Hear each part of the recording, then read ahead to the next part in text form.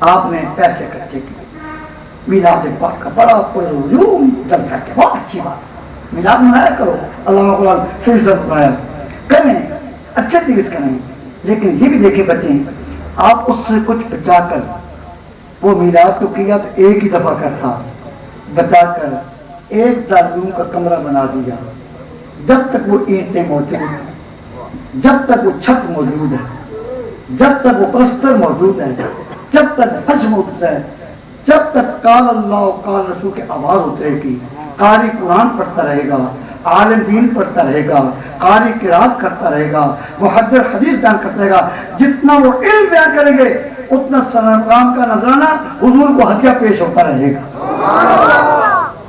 ہم ان چیزوں میں مثبت کام کریں، زیادہ فائدے والا کام کریں۔ الحمدللہ العظیم میں پہلی دفعہ یہاں پر آیا، مگر کچھ آنکھیں ہیں، تھوڑی سی عقل بھی ہے، پھر کر مدرسہ دیکھ کر میرا دل باغ ہوا۔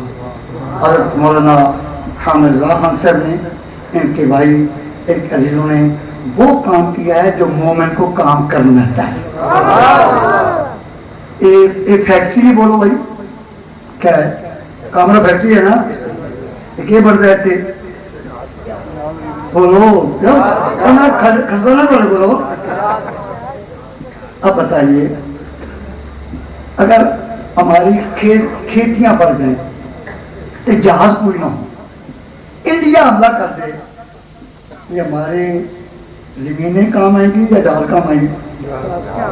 بولو کام ہے۔ اگر دنیا کو خدا نہ کرے زمین حملہ کر دے کہ میں پاکستان پر قبضہ کرنے جاتا ہوں، تو بتاؤ اس وقت ہم کام آئیں گے یا ہمارا ایٹم بم کام آئے گا؟ اور ملک کو بچانا ہو نا دفاعی فیکٹری ہونی چاہیے، مسئلوں کو بچانا ہو تعلیم ہونی چاہیے۔ جس قوم کی دفاعی قوت کمزور ہو جاتی ہے وہ قوم اپنے ملک کا دفاع نہیں کر سکتی۔ جس مصر کے پاس دارالعلوم کی فیکٹریاں بند ہو جاتی ہیں وہ اپنے مسئلوں کو نہیں بچا سکتا۔ آپ دل دل کر لیں، اس کی اہمیت کو سمجھیں۔ میں دعوت دیتا ہوں توجہ دو اہل سنت کے لیے دارالعلوم پر۔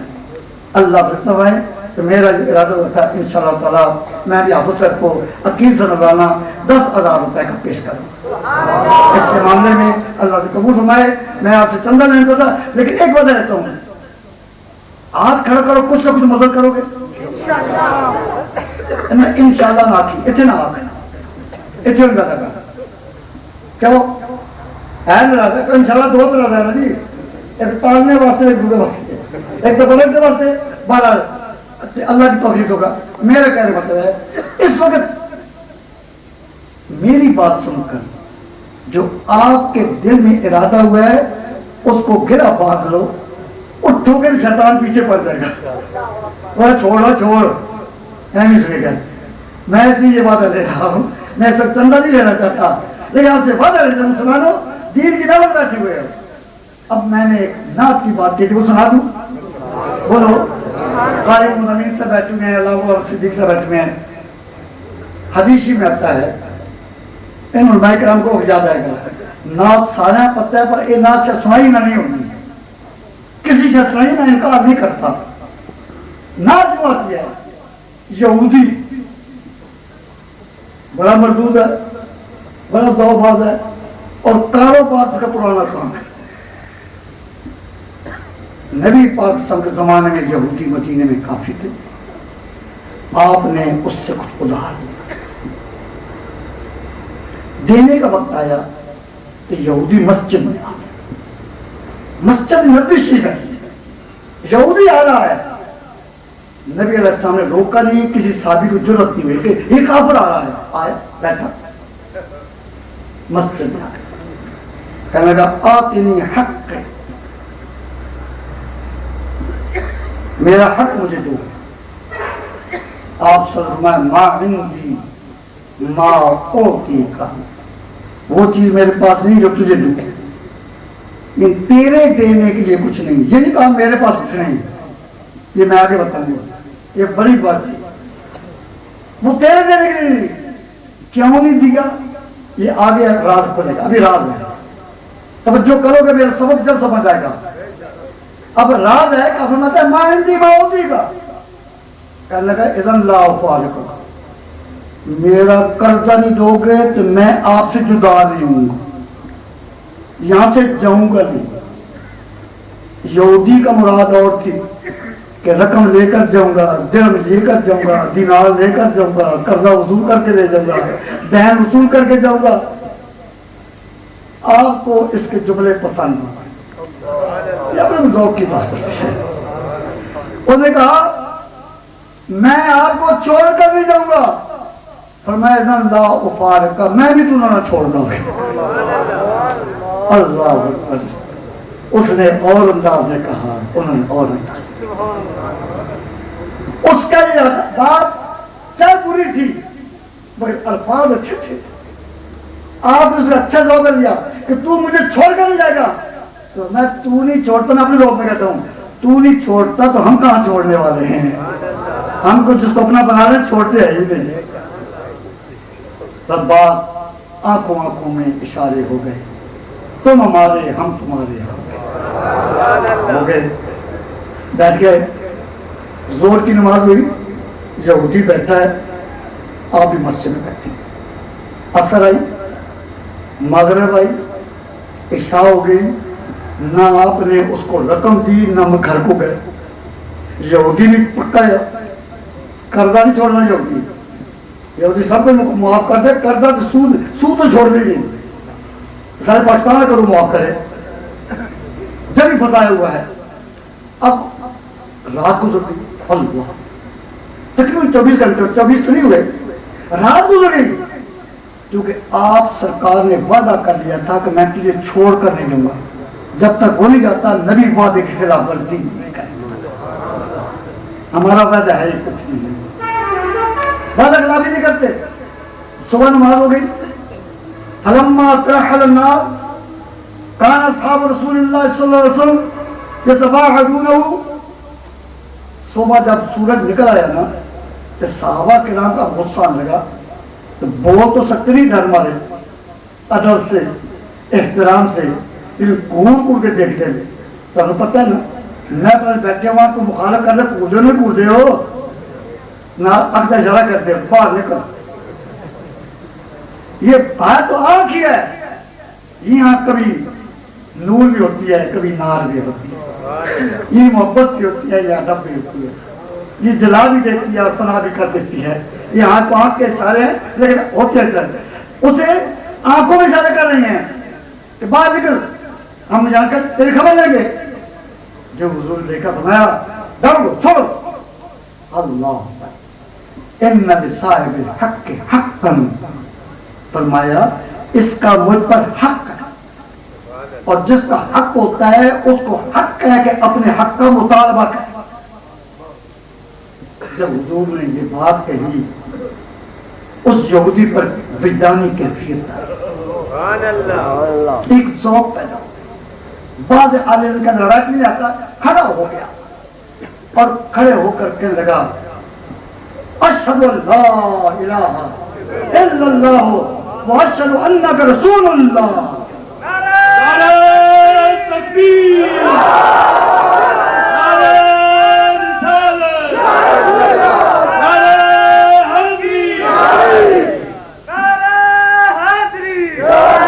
کلمہ پڑا، مسلمان ہو گیا. جو مسلمان کیا کہتا ہے ھذا مالی. یا رسول اللہ یہی نہیں، میرا جتنا بھی مال ہے ھذا مالی فاحکم فیہ بما اراک اللہ. سارا مال میں نذرانہ پیش کرتا ہوں. اللہ جہاں آپ کو دلوائے، توجہ دلائے، یعنی آپ جہاں چاہیں اللہ کی راہ میں خرچ فرما. بات تبھی پوری ہوئی. میں جو مسئلہ سنا گیا کہنے لگا وما فعلت بک التی فعلت الا لانظر الى نعتک فی التوراۃ. یا رسول اللہ یہ جتنا میں نے کیا ہے نا، یہ جتنا میں نے کیا ہے یہ قرضہ لینے کے لیے نہیں کیا تھا، میں آپ کی نعت دیکھنا چاہتا تھا.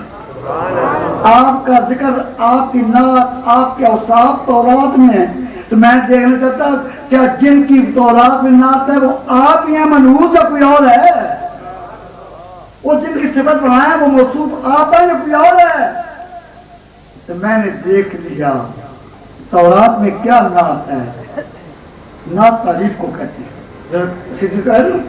میں یوں یہ نعت نہیں ہے، یہ اپنی کیفیت کے بات ہے. حضور کے خیرات کا بنا وہ نعت ہے.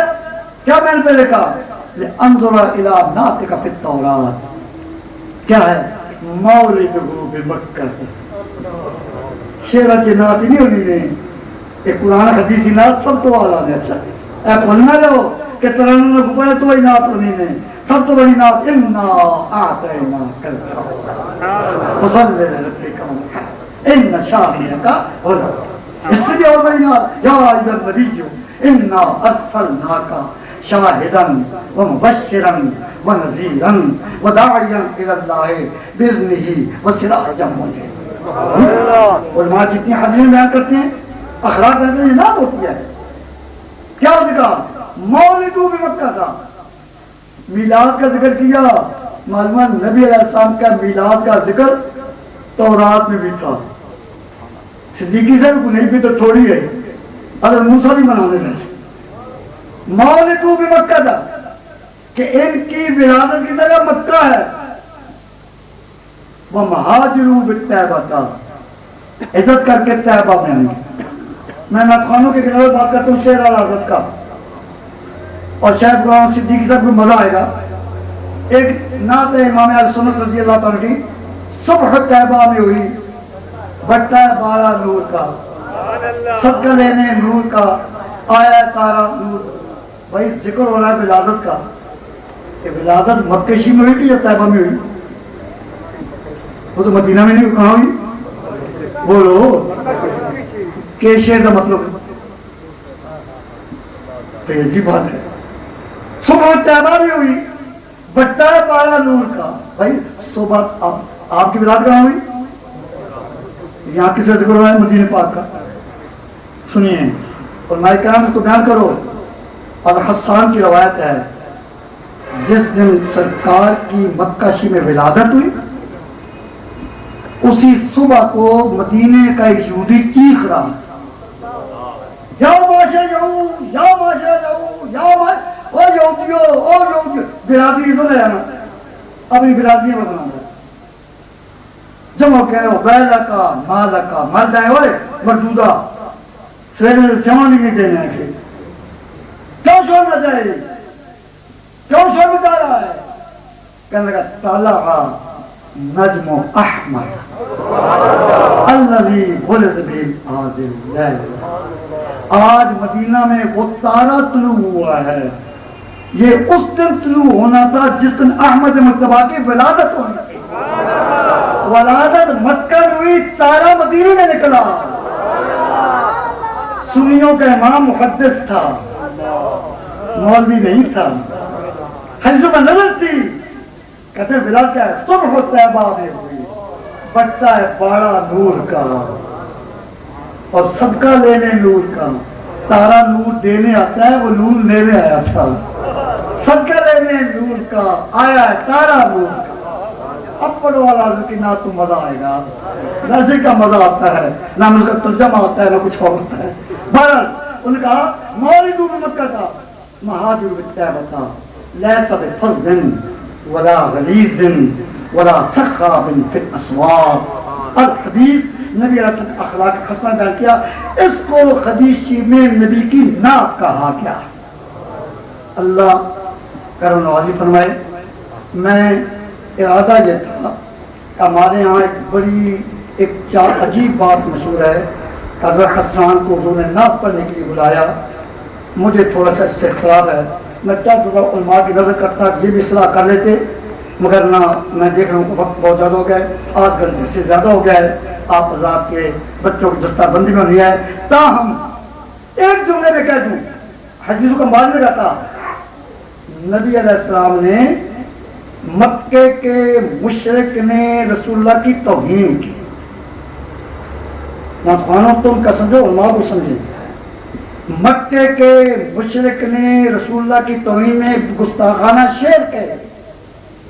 صحابہ کرام غصے آ گئے، دشمن دور تھا، کیسے اس سے بدلہ لیں؟ ان کا غصہ ٹھنڈے کرنے کے لیے سرکار نے فرمایا او جو تم بھی ان کی مذمت کر، فَإِنَّهَا أَشَدُّ عَلَيْهِمْ مِنْ رَشَكٍ بِالنَّبَلِ، تم بھی کافروں کو ترکی بترکی جواب دو، یہ تمہارا جواب دینا تیروں کے چھلنی کرنے، سینہ چھلنی کرنے سے زیادہ کارآمد ثابت ہوگا۔ تمہارے تیر اتنے کام آئیں گے جتنے موقع کے شعر کام آئیں گے۔ حضرت عبداللہ بن رواحہ آئے، نعت پڑھی، شعر کہے، فلم یردا سکوت، سرکار خوش ہوئی۔ حضرت کعب بن مالک انصاری آئے، انہوں نے شعر کہے، آپ خوش نہیں ہوئے۔ پھر بلال آئے اور زبان منہ میں پھیر رہے ہیں۔ حضرت بلال جب آئے تو عجیب بات کہتے ہیں، الانا ان ترسلوا الى حاضر اسد الدار بزنبه، ہوں شیر نے بلایا مکھے، میں اپنی زبان سے کہا سمجھا سی نا، وہ گرانی میرے ہو، ہوں شیر نے بلایا نا، کبھی تو ملا کر بدلا لے گا۔ جب حضرت پھر وہ موقع تھا جو ابو دردہ ہے، وَقَانَ اجازہ ہو لحسان منبر یقوم علیہ قائما یاجو من قال فی رسول اللہ۔ حضور نے حسان کو منبر پر کھڑا کیا اپنی تعریف کے لیے نہیں، تعریف تو ہوئی اپنے دشمن کو جواب دینے کے لیے۔ لہذا منبر کے اقدار وہ ہیں جو نبی کے گستاخوں کو جواب دیتے ہیں، جو پیسے لیتے ہیں وہ اقدار نہیں ہیں۔ ایسے مبالغہ آئے نہ کیا کرو، ہاں بخار ان پر رولن صدیقی صاحب چلے آپ چڑھائے تو رون دیں۔ اب کیا ہوتا ہے آپ خالی سنو، لہذا آئندہ کبھی نہ بیان کرنا۔ حسان کو جواب دینے کے لیے نبی پاک نے منبر پر بٹھایا تھا، وہ خوش ہوتے ہیں جب ان کے گستاخ کو جواب دیا تھا۔ اللہ کریم کرم فرمائے، ہمیں نعت اچھی چیز ہے لیکن نعت میں اعتدال ہو اور وہ شعر ہیں جن میں شریعت کی پاسداری ہو، بہتر ہو، اس کے روح میں تازگی پیدا ہوتی ہے، نظم میں اپنی جگہ ہے، نظم ایک لطف پیدا ہوتا ہے، ایک ذوق پیدا ہوتا ہے، ایک ترنم پیدا ہوتا ہے، وہ اچھی چیز ہے، اس کی بات نہیں، لیکن ہر چیز میں اطلاع ضرور ہوتی ہے۔ اور بچوں کے والدین، میں آپ کو مبارک دیتا ہوں، میرے استاد کریم کا ایک ارشاد تھا، آپ کو سنا دیتا ہوں۔ جب بچے دستار بندی ہوتی خاص طور حافظوں کی، تو وہ کہتے ہیں ان کا نام لے کر ان کے والدین کو کہ تم خالی برتن لائے تھے، قاری حامد رضا نے دودھ سے بھر دیا ہے، اب دیکھنا اس دودھ کو کھانے کے لیے راستے میں بلے بیٹھے ہوں گے شیطان کے۔ خالی برتن تم لائے تھے، بھرا کیا ہے؟ اب اس کا سنبھالنا مدرسے والوں کا کام نہیں، تمہارا کام۔ بچے کی نگہداشت کرو، بچے کی حفاظت کرو، بچوں سے منظر سنا کرو، اور کہو گے بچہ تم اس لیے قرآن یاد کرایا کہ صبح سوئے رہے، اٹھ روزانہ کم از کم سورہ بقرہ ہی پڑھ تاکہ ہمارے گھر میں شیطان دار بند ہو، فلاں سورہ کا تو برکتیں پیدا ہو جائیں، تاکہ پڑھتا رہے، ہم مر جائیں تو ہماری قبروں کو نور ملتا رہے۔ اپنے بچوں کے سرپرست ہو، اب تمہارا ہے بچوں کو سنبھالنا، منزلوں کا خیال رکھنا، اور ان کو منزل کے لیے بھیجنا، روز دوڑ کرانا، ان کے لیے رمضان کا انتظام کرنا۔ اگر نہیں کرو گے اس کے بڑے کوتاہی اور وبال ہوگا۔ وآخر دعوانا الحمدللہ رب العالمین۔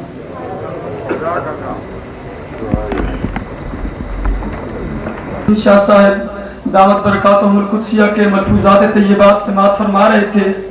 حضرات محترم، ابھی طلباء کی دستار بندی ہوگی اور آج کے ہماری اس محفل کے جو خصوصی خطاب آپ نے سننا ہے، حضرت علامہ عبدالحمید چشتی صاحب وہ تشریف لا چکے ہیں، تشریف فرمائے۔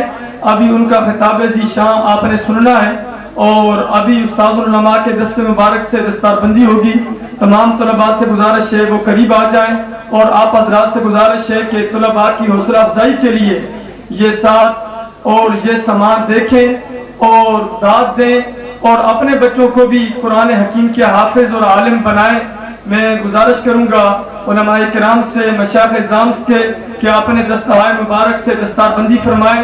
الحمدللہ جامعہ محمدیہ غوثیہ فیض القرآن تقریباً 10 سالوں سے ہر سال 15-20 حفاظ کرام یوں فارغ کر رہا ہے، اور الحمدللہ درس نظامی کی چوتھے سال کی پڑھائی جاری ہے۔